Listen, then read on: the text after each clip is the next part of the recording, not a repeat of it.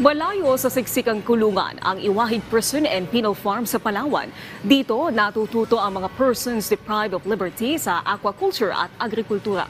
Nasa sentro ng balita si Luisa Erispe live. 3 seconds.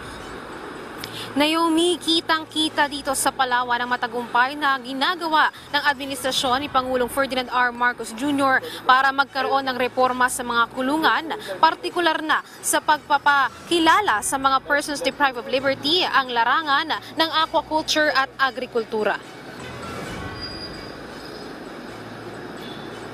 Taliwas sa kinasanayan ng karamihan na masisikip na selda at siksikan na bilibid, ibang-iba ang kulungan sa Palawan para sa mga persons deprived of liberty. Sa Iwahig Prison and Penal Farm, 28 o 28,000 ang kabuuang lupain at nasa 100 ektarya dito ay binubuo ng mga pananim at mga palaisdaan. Pero imbis na mga magsasaka at mangingisda ang nagtatrabaho dito, mga PDL mismo ang nagbubungkal at bumubuhay ng mga isda.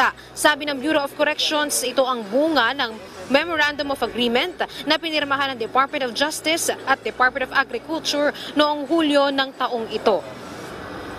Para din makatulong tayo doon sa sinasabi ng ating mahal na Pangulo, yung sa food security, no?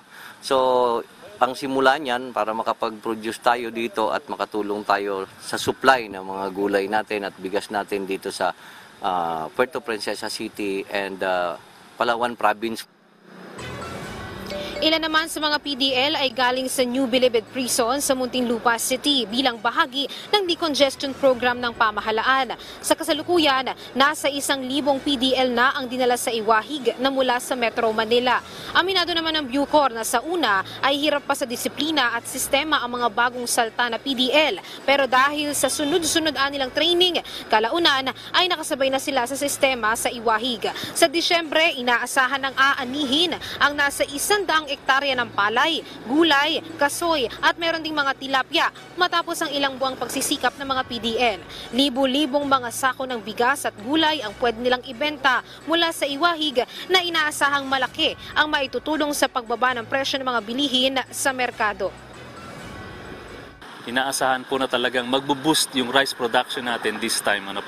Yung mga technical knowledge at yung kanilang mga machineries under pa rin ang MOAM project, ay inaasahan po natin na makakatulong ng malaki na mapababa yung presyo, maging sustainable po yung pagkain and maging enough po yung supply because of this project.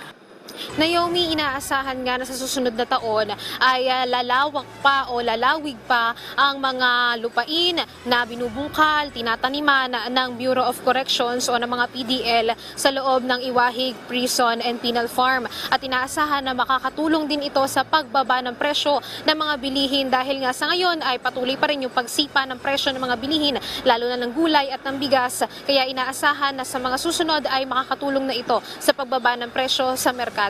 Naomi. Maraming salamat, Luisa Erispe.